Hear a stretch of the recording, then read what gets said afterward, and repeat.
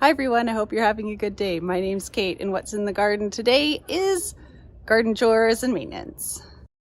This is a sweet pea and it grew quite tall this year.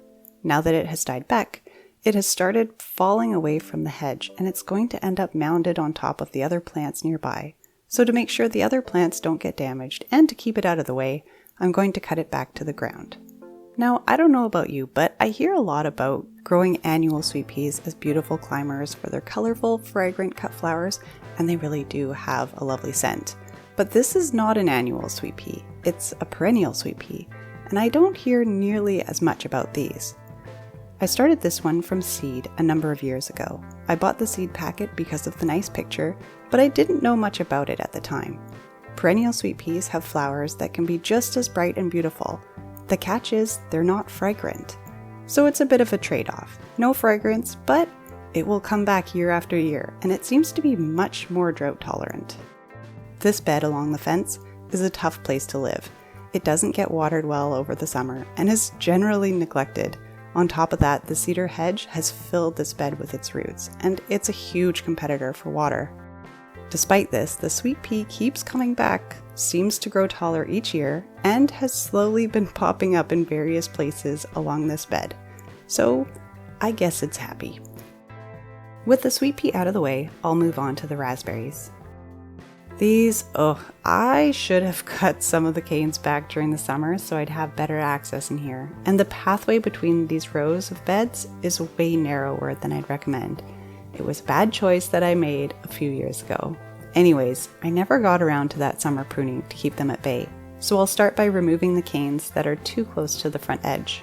There are 4 raspberry plants along this bed. The 2 on the right, the closer ones, are thornless varieties, which are delicious and so much easier to pick and handle. The other 2 are also tasty, but they have thorns, which I'm now remembering, so I'll get my gloves. Now in terms of pruning raspberries, there are some that fruit in summer on last year's canes and some that fruit in fall on new canes. So if you have fall fruiting raspberries, it's easy. You cut all the canes down over the winter and in spring it grows new canes which will fruit in fall. So the entire cycle is completed in 1 year. Simple. But I have summer fruiting raspberries and they fruit on last year's canes, making it a 2-year cycle. So I have 2 years of growth on these plants. Last year's canes that fruited this summer, and this year's new canes that will fruit next summer. So to prune them, the trick is knowing which cane is which. The canes that I want to keep are the new ones. They have fresh buds at each leaf node on the stem, and they generally look young.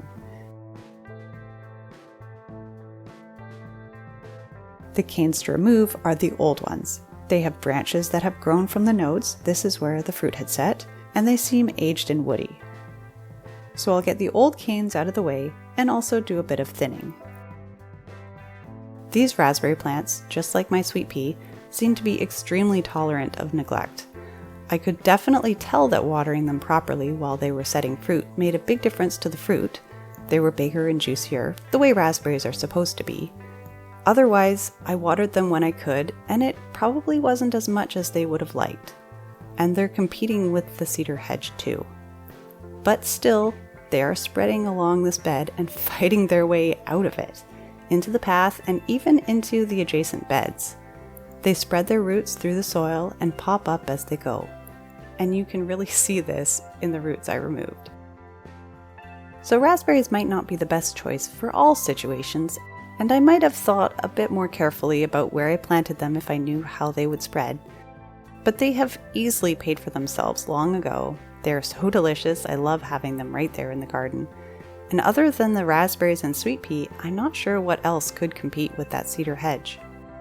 Now, because I have a no-thorn policy for my compost, and because of the vigor of the raspberries, this is one of the few things that I send away out of my garden. And I know someone will want to jump in and say, you can compost that, and I'm sure you're right. But this is the great thing about gardens. In your garden, you can make your own choices and do things the way you want to do them.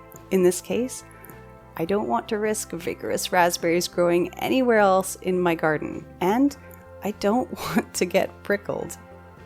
The sweet pea though, don't worry about that.